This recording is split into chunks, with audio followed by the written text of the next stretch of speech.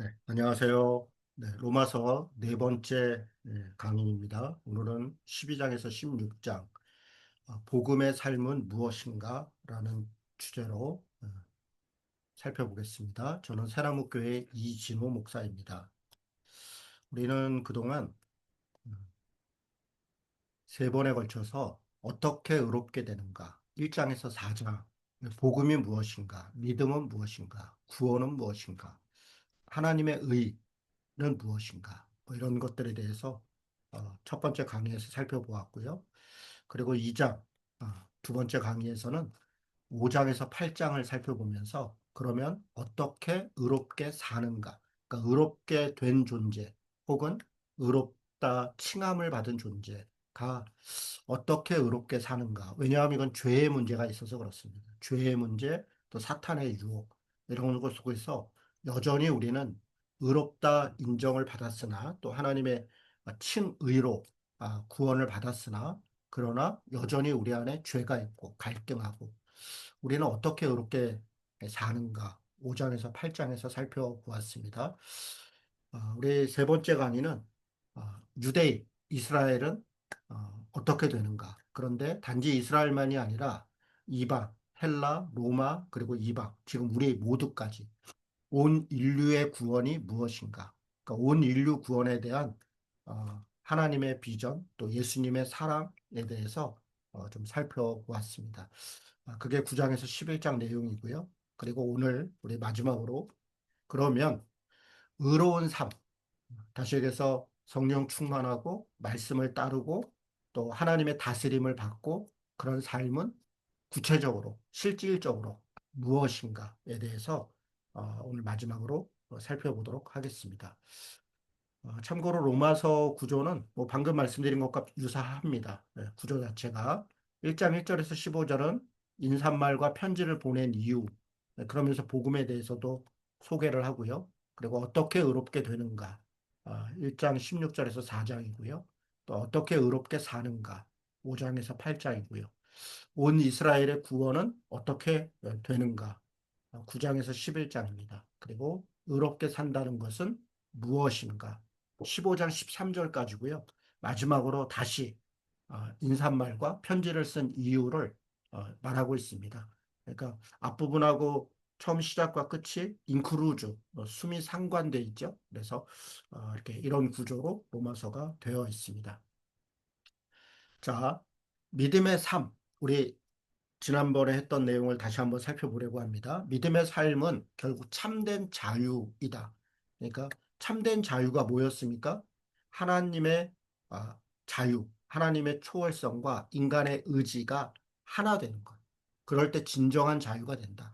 하나님의 뜻만 강조되면 인간은 노예가 되고 율법에 종속되고 인간의 뜻, 인간의 의지만 강조되면 방종해지고 하나님의 뜻을 무시하게 되고 진짜 참된 다스림, 참된 복음은 하나님의 초월성, 의지와 뜻과 인간의 자유의지, 뜻, 의지가 하나 될 때, 뭐 하나 된다는 게 하나님도 물론 인간 편으로 낮추시지만 인간이 하나님의 말씀에 순종하는 것이죠. 인간이 하나님의 말씀에 순종해서 그 뜻대로 살아가는 것. 그게 믿음의 삶이다. 자, 사형리로 얘기할 때 죄와 사탄이 우리의 마음의 보좌 위에 있고 나는 내려가 있고 예수를 영접했고 하나님을 믿지만 내 안에 하나님이 계시고 성령이 계시지만 여전히 죄와 사탄을 따른다면 그러면 우리는 여전히 종의 딜레마, 죄의 딜레마 가운데 혼란과 갈등의 삶을 죄악의 삶을 살게 되는 것이죠. 내 마음의 왕좌에 방금 말씀드린 참된 자유, 하나님의 뜻과 나의 뜻, 나의 의지가 하나 될 때, 그리고 죄와 사탄은 내 밖에 있지 않죠. 여전히 나는 죄의 유혹을 받고 사탄의 미혹을 받지만, 그러나 하나님의 뜻을 따라 내가 순종하고 하나 될 때, 우리는 하나님의 계획과 하나님의 다스림에 일치된 삶을 살아가는 것이죠. 이게 의로운 삶을 사는 모습이다라고 말씀드렸습니다. 그러면 어떻게 우리가 이렇게 하나님의 뜻과 나의 의지, 나의 뜻이 하나 되는 삶을 사는가? 첫 번째로는 6장 17절에 말한 전하여 준 교훈의 본, 다시 해서 율법, 하나님의 말씀을 마음으로 순종하는 것이죠. 하나님의 말씀을 순종할 때 믿음으로 살게 되고 신실하게 되고 다스림을 받고 사는 것입니다. 문제는 어떻게 우리는 하나님의 말씀을 뜻을 깨닫게 되고 또 그것에 순종할 수 있을까요? 그게 5장 5절에 성령으로 하나님의 사랑이 마음에 임했다. 우리 마음에 성령이 하나님이 함께 하신다는 거예요. 8장 2절은 생명의 성령의 법이 죄와 사망의 법을 사망의 법에서 죄와 사망에 끌려다니고 죄와 사망의 미혹과 유혹받는 우리를 해방했다. 이제는 생명과 생명의 성령의 법을 따라 산다. 성령께서 우리를 이끄시고 우리를 인도하신다는 거예요. 그래서 하나님의 말씀도 깨닫게 하시고 하나님의 말씀을 따라 살 수 있도록 우리를 인도하신다. 자, 이것이 의롭게 사는 방법입니다. 물론 고난도 있고 환난도 있고 갈등도 여전히 있습니다. 그러나 8장의 결론은 뭐였냐? 그리스도의 사랑이, 그 십자가의 은혜가, 성령의 인도하심이 결코 어떤 환난과 고난과 사탄과 수많은 유혹과 이런 것에서 심지어는 목숨을 끊게 죽게 하는 그런 폭력 앞에서도 우리를 그리스도의 사랑에서 끊을 수 없다. 그렇게 그리스도의 사랑이 하나님의 은혜가 우리를 붙드시고 이끄신다. 그래서 우리는 의롭게 살게 된다, 산다, 이렇게 말하고 있습니다. 자, 여기까지가 8장까지의 내용이었다면 9장부터 11장은 온 이스라엘, 남은 자만 구원을 받는다. 결국 유대인이어도 이스라엘인이어도 혈통적 유대인이라도 남은 자가 아니라면 남은 자는 누굽니까? 하나님의 말씀에 순종하는 자, 성령의 인도를 따르는 자, 그런 자들이 남은 자이지요. 그들만 구원을 받는다. 유대인도 예외가 아닙니다. 그래서 11장 12절에 그들의 충만한, 이때 그들은 유대인입니다. 유대인의 충만한 수, 11장 25절은 이방인의 충만한 수, 결국 유대인이든 이방인이든 하나님이 구원하시는 그 사람들의 수가 차면, 그 때가 되면, 이때 수가 찬다는 건 어떤 정해진 수가 찬다는 게 아니라 하나님의 때가 되면, 그러면 온 이스라엘이 구원을 받을 것이다. 이때 온 이스라엘은 유대인만이 아니라 로마인, 헬라인, 이방인, 우리 모두 온 인류가 다 구원을 받을 것이다. 그렇게 하나님이 온 인류 구원의 비전에 대해서 말씀하고 있습니다. 이게 9장에서 11장까지의 내용이었습니다. 자, 오늘은 12장부터 15장. 그러면 의로운 삶, 다시 얘기해서 복음을 믿은 자, 혹은 복음으로 사는 자의 삶은 무엇인가? 여러분, 복음의 삶이 뭡니까? 하나님의 다스림을 받는 삶입니다. 하나님의 의가 나타났다. 하나님의 다스림을 받게 되었다. 다시 얘기해서 나 중심에서 하나님 중심으로 전환되었다. 복음의 삶은 결국 하나님의 다스림을 받는 삶입니다. 이것은 믿음의 순종인데 믿음으로 순종한다는 건 입으로만 고백한다는 것이 아니라 믿음으로 산다는 것입니다. 행함을 말하는 것이죠. 그리고 영광에 이르는 삶, 하나님의 영광, 그 뜻에 이르는 삶, 그리고 참된 자유. 계속 앞에서 말씀드린 것처럼 하나님의 뜻과 나의 의지, 나의 뜻이 하나 된 순종함으로. 그래서 하나님의 참된 자유로, 주신 자유로 다스리며 사는 삶.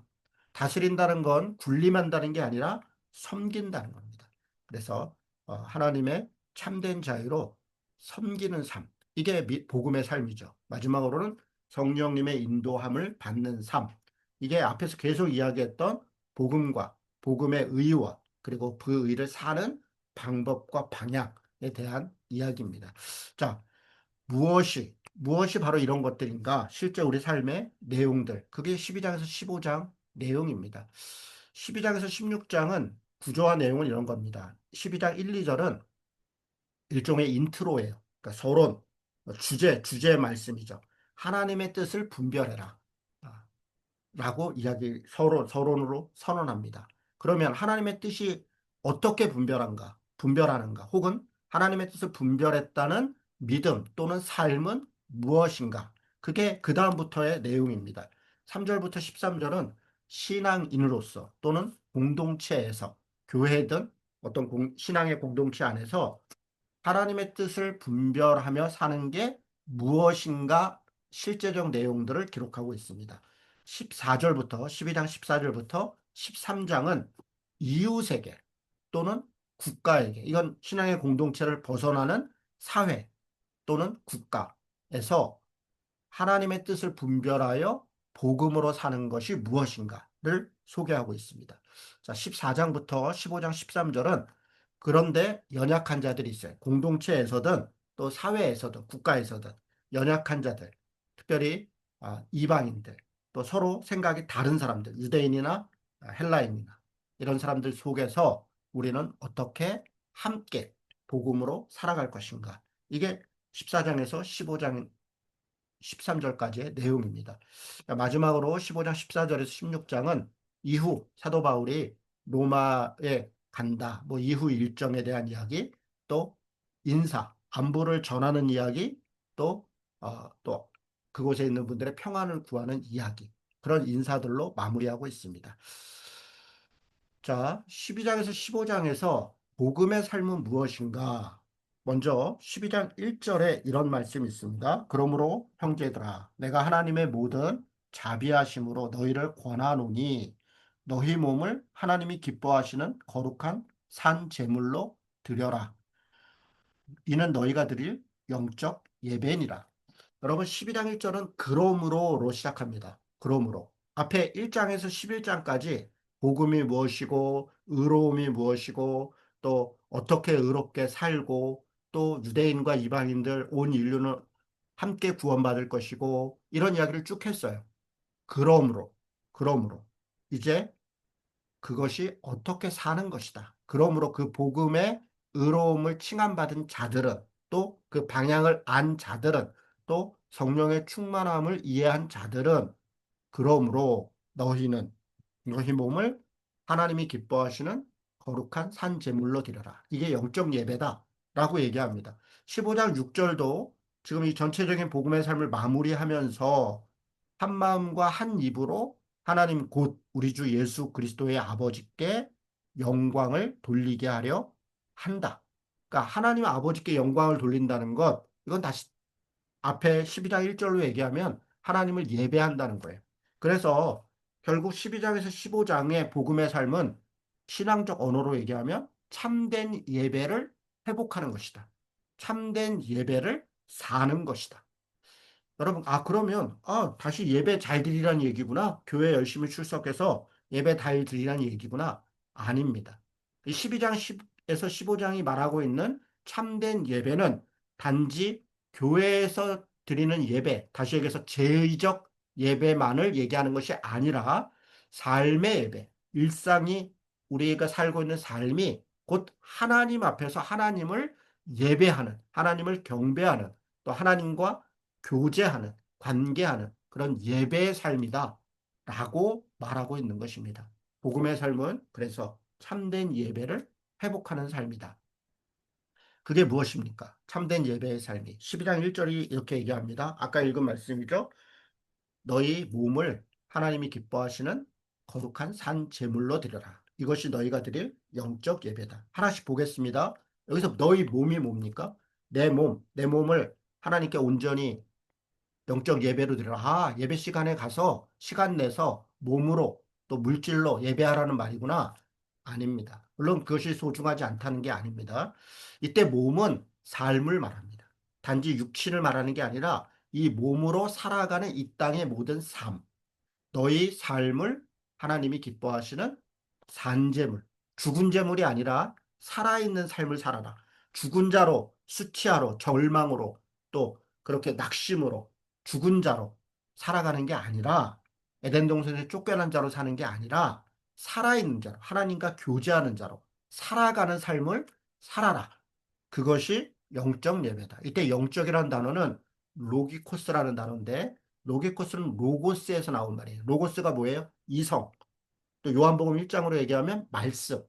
다시 얘기해서 영적 예배는 말씀을 따르는 예배다 또는 로기코스, 이성적인 예배다. 이성적이라는 게 뭐예요? 합리적인 것이다. 참된 것이다. 본질적인 것이다. 그러니까 이때 이 영적 예배는 소위 영적인 육체적인 삶이 아니라 소위 제의적 예배만을 말하는 게 아니라 영적 예배는 합리적인 말씀을 따라 사는 예배다. 뭐가요? 우리의 삶을 살아있는 삶으로, 올바른 삶으로, 건강한 삶으로 살아가는 것. 그게 본질적인 예배다. 라고 말하고 있는 겁니다. 이해가 되시나요? 자, 일상의 삶이 거룩한 삶으로, 다시 해서 구별된 삶으로, 또 다스림 받는 삶으로 사는 것.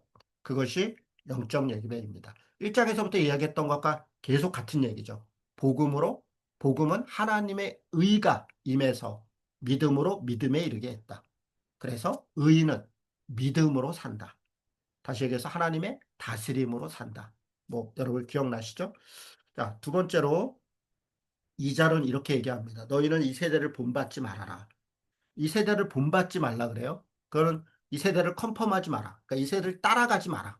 그냥 무비판적으로 그냥 맹종하지 마라. 오직 마음을 새롭게 함으로 변화를 받아. 트랜스폼해서 하나님의 선하시고 기뻐하시고 온전하신 뜻이 무엇인지 분별해라. 분별해라. 그래서 알아라. 거기서 그치는 게 아니죠.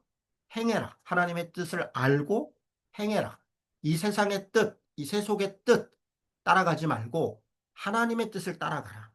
그래서 이 세대에서 변화를 받아 하나님의 뜻을 분별하고 행하라. 이게 복음의 삶이에요.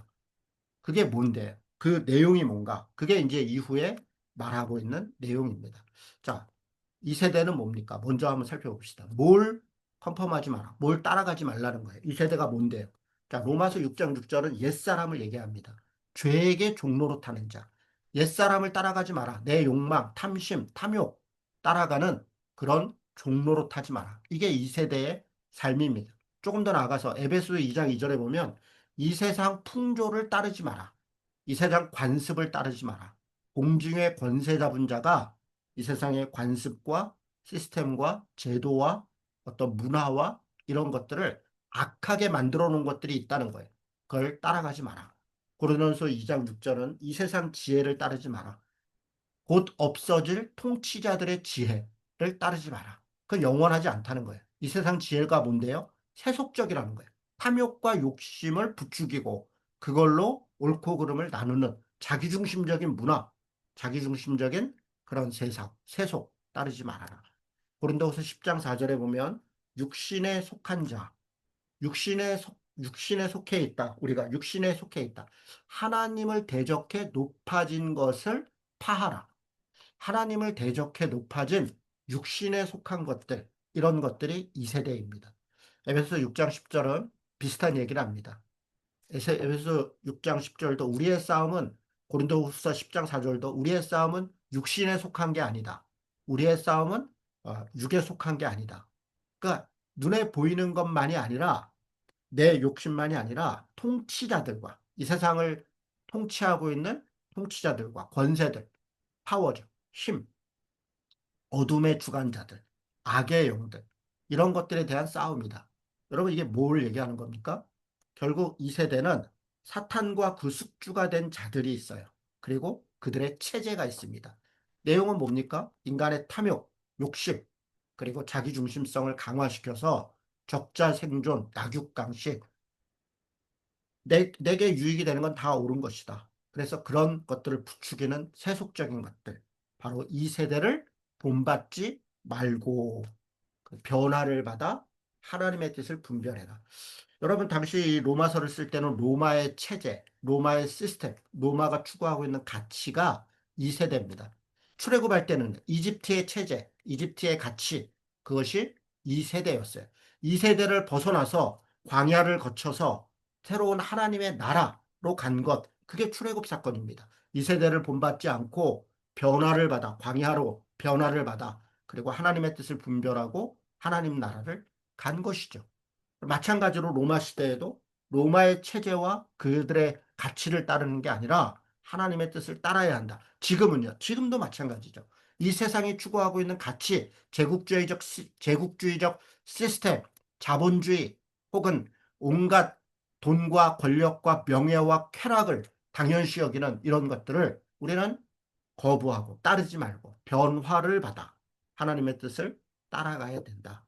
여러분, 이게 예, 지금 로마서가 얘기하고 있는 복음의 삶, 다스림을 받는 삶의 내용입니다. 자, 구체적으로 보겠습니다. 하나님의 뜻, 공동체에서는 어떻게 이 세대를 본받지 않고 하나님의 뜻을 따라갑니까? 자, 12장 3절에 보니까 믿음의 분량대로 각자 믿음의 분량대로 자기에게 주신 것을 감사하며 사실 여기 그리고 12장 6절에 주신 은혜대로 받은 은사대로 공동체는 한 지체잖아요. 누구는 발이고 누구는 머리고 누구는 손이고 시기하고 질투하지 마라. 주어진 직분에 최선을 다해라. 여러분 머리를 한 사람은 더 큰 상이 있을 거다. 발을 한 사람은 별로 없을 거다. 전혀 그렇지 않습니다. 큰 그릇이든 작은 그릇이든 금 그릇이든 녹그릇이든 다 하나님의 쓰임을 받는 지체이고 그릇입니다. 믿음의 분량대로 은혜대로 은사대로 자족함으로 그렇게 살아가는 것 그게 공동체에서 하나님의 다스림을 받고 하나님의 뜻을 따르는 삶의 모습입니다. 12장 9절에 보니까 사랑엔 거짓이 없다. 악을 미워하고 선에 속해라. 악을 미워해라. 탐욕, 욕심, 세속적인 어떤 가치 미워해라. 사랑하지 마라. 그리고 선한 일, 옳은 일에 속해라. 형제를 사랑하고 우애하고 존경하기를 먼저 해라. 사랑하라는 겁니다. 12장 11절에 보면 부지런하고 게으르지 말고 열심을 품고 주를 섬겨라. 그렇습니다. 열심을 품고 주를 섬겨야 하고 부지런하고 게으르지 말아야 합니다. 신실, 믿음과 성실. 그게 하나님의 다스림에 대한 우리의 순종의 태도입니다. 믿음, 하나님을 믿고 그리고 성실하게 주어진 삶을 사는 것입니다. 인내하고 그리고 기도하고 여러분 기도하는 것 하나님의 성령의 은혜를 구하는 것입니다. 12장 13절은 성도들의 쓸 것을 공급하고 우리 함께 있는 공동체의 어려움들을 돌아보고 그들의 필요를 돕고 함께하고 그리고 우리 공동체원뿐 아니라 나그네를 대접하라. 이 공동체가 우리만이 아니라 우리에게 오는 나그네들 또 우리 주변에 있는 이웃들 그걸 돕는 것 그게 하나님의 뜻을 행하는 것이다. 그게 복음의 삶이다. 그렇게 말하고 있는 것입니다. 자, 여기까지가 공동체에 대한 하나님의 뜻입니다. 여러분, 뭐 복잡한 게 있습니까? 복잡하지 않습니다. 명확하고 분명합니다. 각 공동체 안에서 직분을 따라 또 각자의 역할에 따라 또 주신 은혜에 따라 그렇게 그래서 악하게 아니고 선을 행하며 서로 사랑하고 부지런하게 일을 감당하고 인내하고 인내가 왜 필요합니까? 때로 갈등도 있고 어려움도 있으니까 그리고 기도하고 그리고 성도를 돌보고 나그네를 대접하고 여러분 이 간단하고 늘 듣는 이런 내용이 사실 하나님의 뜻이에요. 하나님의 뜻을 공동체 안에서 이루는 것입니다. 자, 이웃에 대해서는 14절부터 이웃에 대해서 말합니다. 박해하는 자가 나옵니다. 12장 17절에는 악한 자가 나와요. 악을 행하는 자. 12장 19절에는 심지어 원수가 나옵니다. 박해하는 자, 악을 행하는 자, 원수가 이웃입니다. 우리 이웃이 다 선한 사람들이 아니에요. 악한 사람도 있고 이기적인 사람도 있고 원수도 있습니다. 그게 타락한 인간의 본성입니다. 그러면 이런 사람들을 우리는 어떻게 대해야 합니까? 박해하는 자를 오히려 축복해라. 악한 자를 악으로 갚지 말고 선으로 악을 이겨라. 원수는 죽게 맡겨라. 여러분, 이게 가능합니까? 가능하지 않습니다. 인간의 욕심, 또 우리의 자존감, 이런 것들은 박해하는 자는 같이 박해하고 대서고 악한 자는 악으로 갚고 원수는 철저히 짓밟고 그게 우리는 우리의 본성과 맞습니다. 우리의 본성과 맞지 않는 이런 행동들 어떻게 합니까? 하나님의 은혜로. 나와 같이 악하고 박해하고 원수 같은 자를 하나님이 십자가의 은혜로 사랑하신 것처럼 우리도 하나님의 은혜로 그게 복음이죠. 그게 성령의 은혜입니다. 그게 기적입니다. 우리가 그렇게 나아가는 것. 그게 하나님의 뜻을 행하는 것이고 복음의 삶을 사는 것이다. 라고 말합니다. 12장 15절에는 즐거워하는 자들과 함께 즐거워하고 우는 자들과 함께 울어라. 여러분 이건 두 가지가 하나 같이 있어요. 즐거워하는 사람들, 즐거워하는 사람 누굽니까? 뭐가 잘 됐어요. 뭐가 잘 됐어요. 경제적으로, 사회적으로, 혹은 뭐 자식이 어떤 때로는 좋은 일이 있는 사람들이 와서 기뻐합니다. 시기하고 질투하고 배아파할 게 아니라 함께 기뻐하고 축하하고 기뻐하고 함께 즐거워하고 함께 놀고. 여러분, 때로 우리 기독교 중에 이걸 못하는 분들이 있어요. 야, 세상이 이렇게 악한데, 세상이 이렇게 어려움이 많은데 그렇게 즐거워할 일이야? 아니요. 즐거워하는 것은 즐거워할 수 있어요. 함께 즐거워하고 함께 기뻐하고. 그런데 그 다음이죠. 우는 자가 있어요. 고통이 있고 아픔이 있고 슬픔을 당하고 그런 사람들이 있습니다. 그런 사람들에게 뭐 슬퍼해? 다 하나님의 은혜가 있어. 때가 되면 다 도와주셔. 슬퍼할 거 없어. 오히려 천국에 간 거야. 아닙니다. 우는 자와는 또 함께 우는 것. 같이 울고 같이 슬퍼하고. 여러분, 예수님도 눈물을 흘리시고 예수님도 그 고통을 긍휼히 여기시고 내 고통처럼 컴패션 하셨다는 거 아닙니까? 즐거워하는 자와 함께 즐거워하고 우는 자와 함께 우는 것. 그게 하나님의 뜻이고 복음의 삶입니다. 13장 8절에 보면 사랑의 빛 외에는 아무 빛도 지지 마라. 빛나는 빛 아닙니다. 빚지다 할 때 빛입니다. 여러분, 돈을 빚지고 시간을 빚지고 우리가 때로는 사람들에게 여러 가지 것을 빚집니다. 예, 빚질 수 있습니다. 그러나 그런 모든 것들이 사랑의 빛 외에는 아무 빛도 지지 마라. 무슨 얘기입니까? 무슨 얘기예요? 그런저런 빚지지 말라는 것이 아니라 사랑의 빚진 자인 것처럼 우리가 그런 마음으로 살아야 한다. 하나님의 사랑에 빚졌고 십자가의 사랑에 빚졌고 우리가 이웃의 도움과 사랑으로 또 부모님의 또 때로는 우리 가족의 때로는 공동체에 또 혹은 사회와 국가의 시스템에 이런 빚을 지고 사는 것 이게 다 사랑의 빚이라는 거예요. 돈과 권력과 힘이 아니라 사랑으로 우리는 빚 져야 되고 서로에게 사랑의 빚을 전하는 것입니다. 3장 13장 12절에는 빛의 갑옷을 입자. 사랑의 갑옷을 입자. 그래서 정욕을 위하여 육신의 일을 도모하지 말아라. 여러분 13장 13절에는 낮에와 같이 단정히 행하고 낮과 같이 단정히 행하고 방탕하거나 술 취하지 말고 음란하거나 호색하지 말고 다투거나 시기하지 말고 오직 주 예수 그리스도로 옷 입어서 사랑의 빛으로 옷 입어서 정욕을 위하여 육신의 일을 도모하지 말아라. 여러분, 이게 이렇게 하지 않는 것 그게 그리스도인의 삶이고 복음의 삶입니다. 내 쾌락, 내 욕심, 내 정욕, 내 탐욕 다 행하면서 하나님은 날 사랑하셔, 날 구원하셨어 라고 구원을 자신하고 복음을 확신하는 이런 선민주의, 이런 선택주의 이건 다 근거 없는 자신감입니다. 하나님 믿음은 행함이다. 믿음으로 하나님의 다스림을 받는다. 하나님의 다스림을 받지 않는 삶을 살면서 어떻게 우리가 복음으로 구원받았다? 하나님의 자녀로 의로운 자가 되었다. 말할 수 있겠습니까?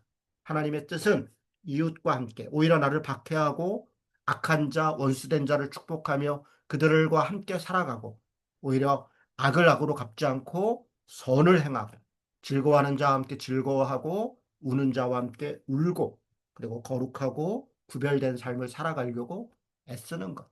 그게 하나님의 뜻입니다. 세 번째로는 국가입니다. 국가, 나라, 국가. 여러분 13장에 문제의 말씀이 있습니다. 13장 1절에 보면 각 사람은 위에 있는 권세들에게 복종하라. 권세는 하나님께로부터 나지 않음이 없다. 모든 권세는 다 하나님의 정하신 바다. 여러분 여기에 틀린 말이 하나도 없습니다. 그런데 이 말씀을 왜곡되게 해석해서 국가는 또는 국가가 정한 왕이나 대통령이나 권력자는 무조건 하나님이 택한 자이니 순종해야 된다. 심지어 회사에서 혹은 교회에서 윗사람, 목사에게, 사장에게, 누구에게 무조건 복종해야 된다. 그런 말씀으로 이걸 사용해요. 심지어는 일제시대에는 일제에 복종하고 군사독재 시대에는 군사 독재를 하는 자들에게 복종하고 그게 하나님의 뜻이다. 라고 설교하거나 강의하거나 가르친 분들이 너무나 많습니다. 너무나 안타까운 건 그랬던 분들이 지금 와서는 오히려 국가와 정교 분리의 좋은 원칙들을 훼손하고 기독교 정당을 만들고 정치에 개입해서 뭐 대통령을 좌지우지하려고 하고 온갖 그런 일들을 행하죠. 이것도 완전히 모순이죠. 자, 13장 1절은 모든 권세가 하나님께로 났다. 여러분 당연한 말입니다. 심지어는 당시에 황제는 도미티아누스인데 네로의 손자입니다. 로마의 황제는 곧 신이에요. 도미티아누스는 자신을 신이라고 선포했고 그래서 황제 숭배를 강요했습니다. 그런데 13장 1절을 뭐라고 얘기해요? 그 황제도 하나님으로부터 권세를 받은 자다. 그러니까 하나님 아래에 있다. 여러분 이 말씀의 모든이라는 말에는 그때 당시에는 권세가 아무것도 없다고 생각했던 장애인들, 여자들, 또 가난한 자들, 소외받은 자들 다 하나님이 주신 권세가 있다. 로마 시민이 아니더라도 누구라도 다 하나님의 주신 권세가 있다. 모든 사람에게는 다 권세가 있다. 그러므로 하나님이 주신 권세에 복종하는 것 당연합니다. 문제는 13장 2절 이렇게 얘기합니다. 다스리는 자, 황제와 국가 권력과 또 혹은 지도자와 책임 있는 역할을 하는 사람들은 선한 일에 대하여 두려움을 갖는다. 반대말로 악한 일에 대하여 두려움을 받지 않는다라는 것은 이들 권세 있고 또 책임 있는 자들이 선하게 행해야 한다라는 것을 말하고 있는 거예요. 악하게 행하는 것은요, 안 되는 겁니다. 그것은 하나님의 뜻이 아니에요. 4절에는 심지어 이렇게 얘기합니다. 공연히 그들이 칼을 갖고, 권력이죠. 힘, 폭력. 여러분, 국가는 국민에게 폭력을 행사할 수 있는 유일한 합법적 기구입니다. 아니, 국가가 국민에게 폭력을 행사해? 그렇습니다. 잘못하면 감옥에 가두기도 하고, 법적 제재를 주기도 하고, 때로는 이런저런 형벌을 주기도 합니다. 이게 다 합법이에요. 그게 질서를 지키고 조화를 지키기 위한 것이죠. 칼을 가진 것입니다. 그런데 그 칼은 공연히 가진 게 아니라 하나님의 선을 위해서, 선을 베풀기 위해서 사절이 말씀이 그겁니다. 만약에 하나님의 사역자가 악을 행하는 자에게 진노하심을 따라 말씀을 읽지 않겠습니다. 뭐 헷갈릴 것. 다시요. 공연히 칼을 갖지 않았다는 말은 결국 모든 권세를 가지고 있는 책임자, 권력자, 힘 있는 자들이 선한 일을 해야 하고 공연히 악한 것으로 국민들과 또 혹은 공동체원들을 괴롭히거나 불이익을 가하거나 불공정하게 행하거나 해서는 안 된다는 거예요. 그러면 어떻게 합니까? 뭐가 복종하는 것입니까? 13장 5절에 그러므로 복종하지 아니할 수 없다. 진노 때문이 아니라 왜 그들이 선한 일을 공연히가 아니라 정당하게 권력을 행사한다면 당연히 복종해야 돼요. 악한 것 때문에 또는 어, 그들이 국가가 주는 어떤 불이익 때문에 그것 때문에 복종하라는 게 아니에요. 뭐라고요? 양심을 따라. 하나님이 주신 양심, 각 사람에게 주신 권세, 각 사람에게 주신 양심. 여러분 이 양심의 자유, 성경이 기록된 이 말씀이 유럽도 그렇고 미국도 그렇고 모든 법의 양심의 자유를 만든 기초입니다. 시작입니다. 여러분 실제 그렇습니다. 양심의 자유라고 하는 것 우리는 요즘 인권이라고 부르죠. 개인의 생명, 생존을 위한 인권이든 사회적 삶을 위한 인권이든 정말 소중한 거예요. 이 인권이 왜 필요합니까? 모든 인간은 다 하나님의 형상이라는 거예요. 모든 인간은. 차별이 없다. 모두가 다 하나님의 형상이다. 그렇다면 하나님을 닮은 모든 인간은 다 존중받을 권리가 있다. 이게 인권입니다. 그리고 이것을 지켜 각자에게 주신 믿음과 그 인간으로서의 존엄, 이게 양심이에요. 바로 그 양심을 따라 내가 국가에 또는 질서에, 조화에, 옳은 것들, 선한 것들 다 순종해야 합니다. 그러나 악한 것들, 잘못된 것들에 대해서는 어떻게 해라? 저항해야 합니다. 여러분 그 말씀이 이런 거예요. 조세 줄 자에겐 조세 주고 관세 줄 자에겐 관세 줘라. 그렇습니다. 그러나 두려워할 자를 두려워하고 존경할 자를 존경하라. 여러분 이거는 황제나 권력자들 입장에서 말도 안 되는 무조건 두려워하고 무조건 존경받아야 하는 것이 당시 황제였고 그리고 권력자들입니다. 지금 뭐라고 얘기합니까? 두려워할 자를 두려워하라. 두려워하지 않을 자는 두려워하지 말아라. 존경하지 않을 자는 존경하지 않아도 된다. 기준은 뭡니까? 양심. 양심. 자기에게 하나님이 주신 양심. 그래서 그 양심을 따라 스스로 선택해야 한다. 물론 법과 질서를 무시하라는 게 아닙니다. 옳은 법과 옳은 질서를 만들어야 하고 그리고 그것을 우리가 따라야 합니다. 그러나 잘못된 법과 잘못된 질서는 때로는 저항하고 하나님의 뜻 안에 바꿔나가려고 노력하는 것. 그것이 사실 국가에 대한 하나님의 뜻을 행하는 것입니다. 여러분 이게 국가에 대한 이야기예요. 전제가 있어요. 사랑으로.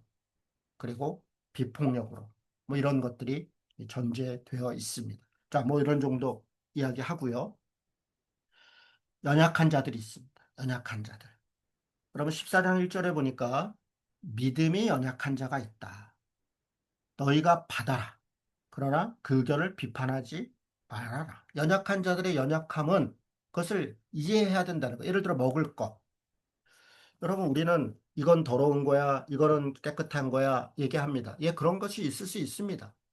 뭐 대표적인 술, 담배 같은 거겠죠. 아니면 더 나가면 마약이라든가 이런 것들도 있겠죠. 어떤 자들이 여러분 이것은 이제 고린도전서로 가면 제사 지내는 음식 문제가 있죠.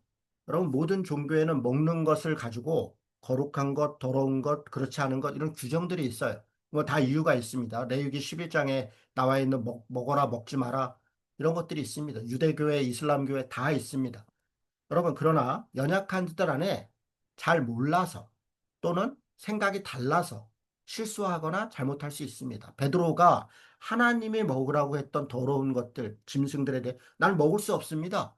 그랬던 정도로 자신이 옳다고 생각하는 그런 생각들도 있습니다. 여러분 그걸 비판하지 마라. 비판하지 말라는 거 틀렸다라 바르게 가르치라는 게 아니라 정죄하지 말라는 겁니다. 여러분 다 때가 있고 또 공감해야 될 상황이 있다는 겁니다.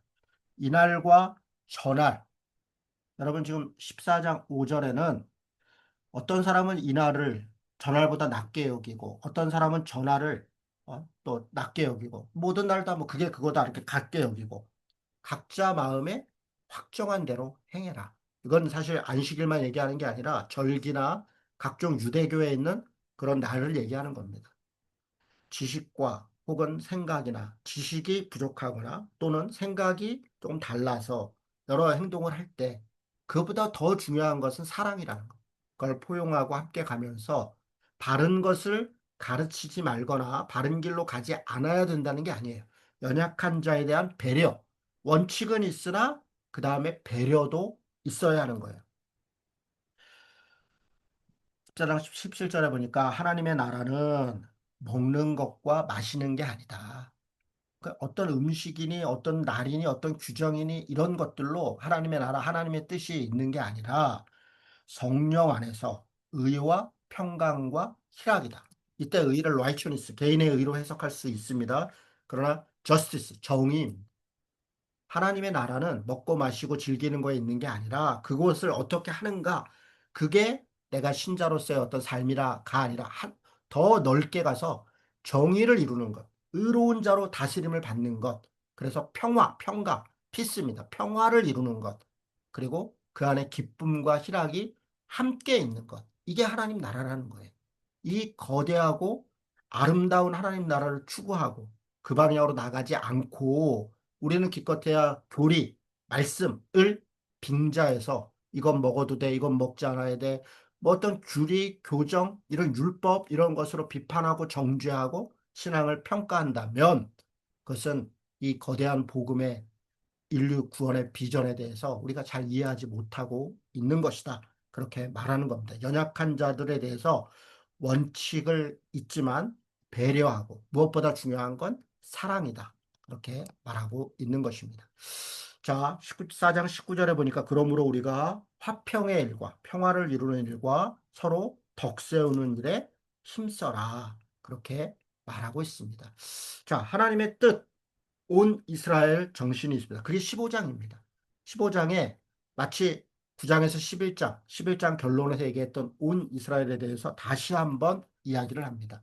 이게 앞에 있는 연약한 자와 연결되어 있는 거예요.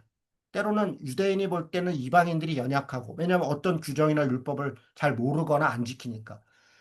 이방인들, 헬라인이나 로마인들이 볼 때는 유대인들이 연약한 자예요. 율법에 갇혀서, 자기들의 전통과 관습에 갇혀서 한심하고 답답해 보일 때가 있습니다.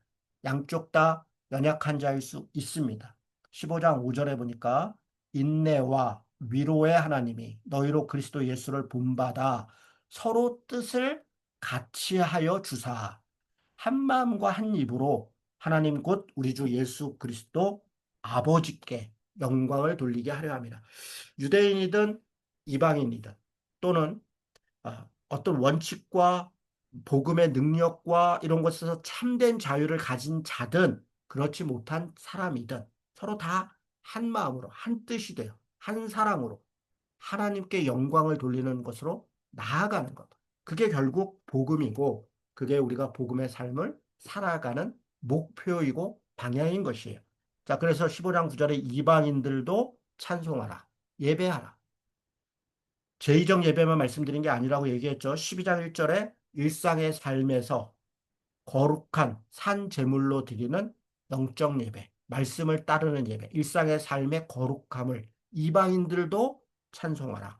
열방들도 찬송하라. 이게 인류 구원을 향한 비전과 방향입니다.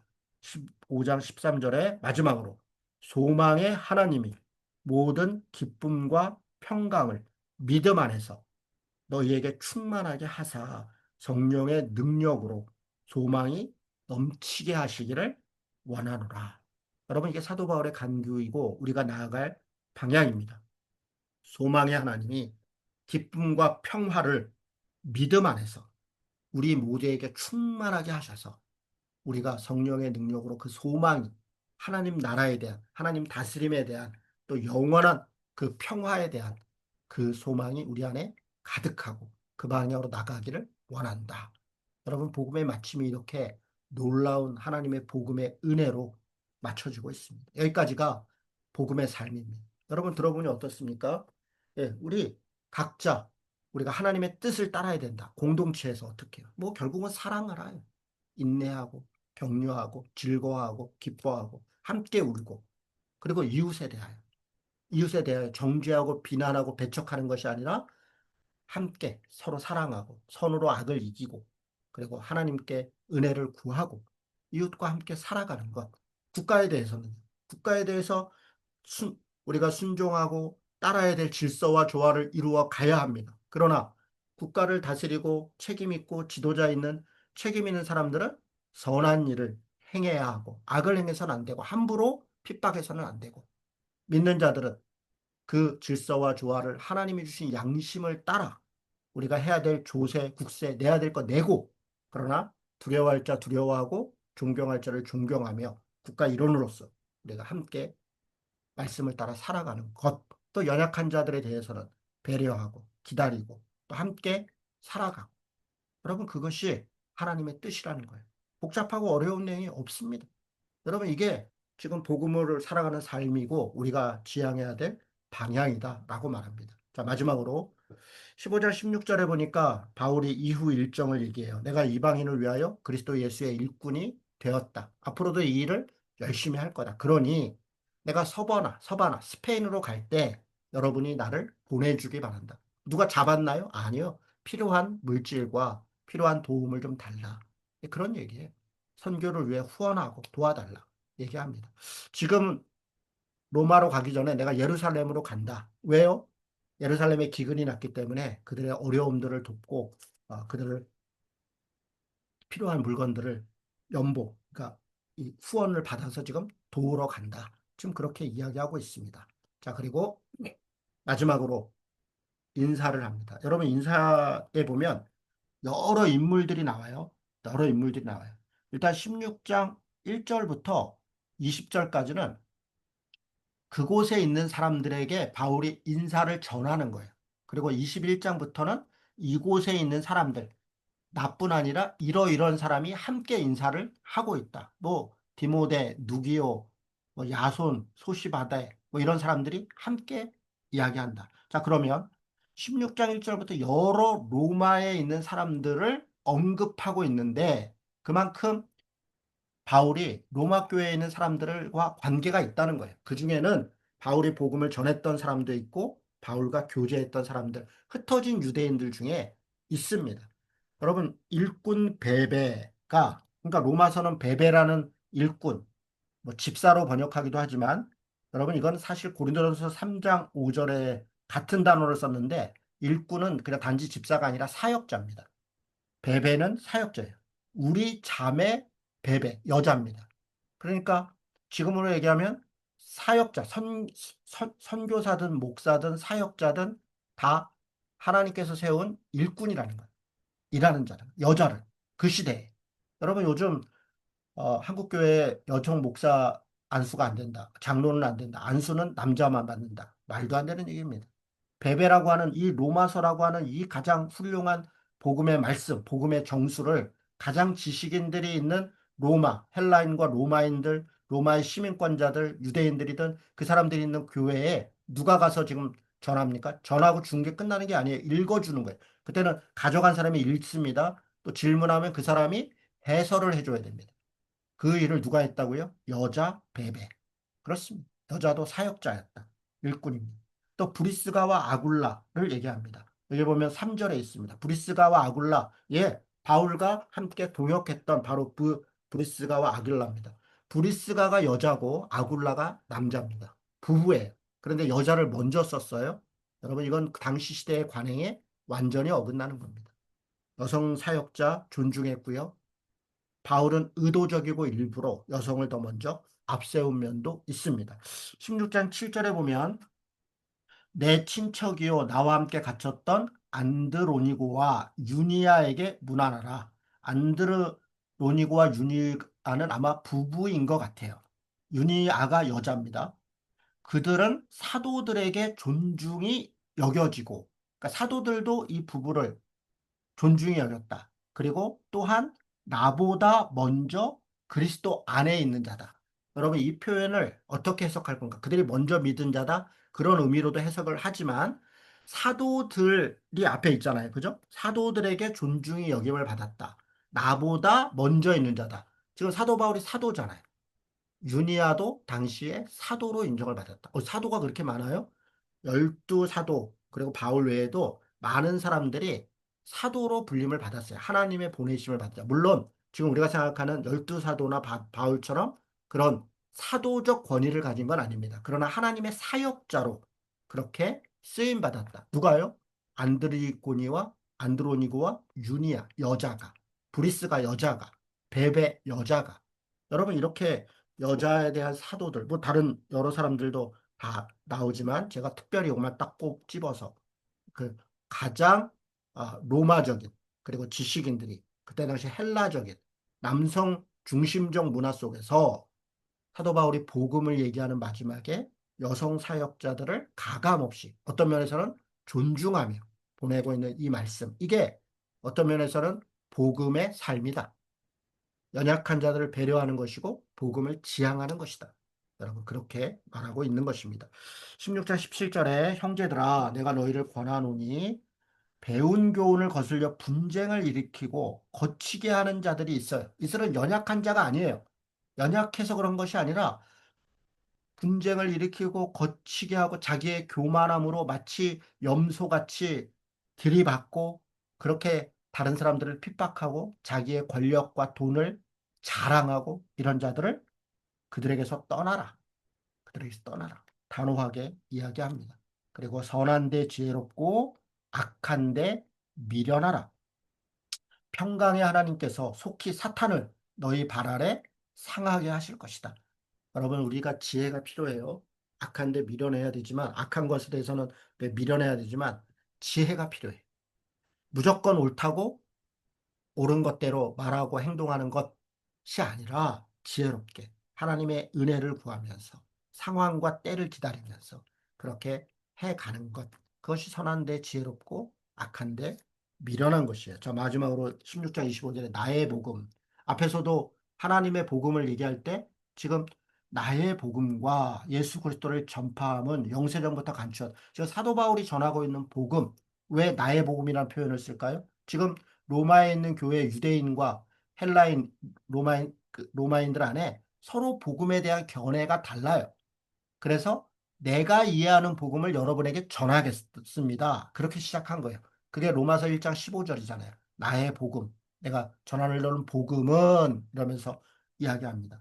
바로 이 복음은 16장 26절에 영원하신 하나님의 명을 따라 선지자들의 글로 말미암아 모든 민족이 유대인이든 헬라인이든 로마인이든 이방인이든 온 열방이 믿어 순종하게 하시려고 알게 하신 바 그 신비의 계시를 따라 된 것이니 이 복음으로 너희를 능히 견고하게 하실 지혜로우신 하나님께 예수 그리스도로 말미암아 영광이 세세 무궁토로 있을지어다.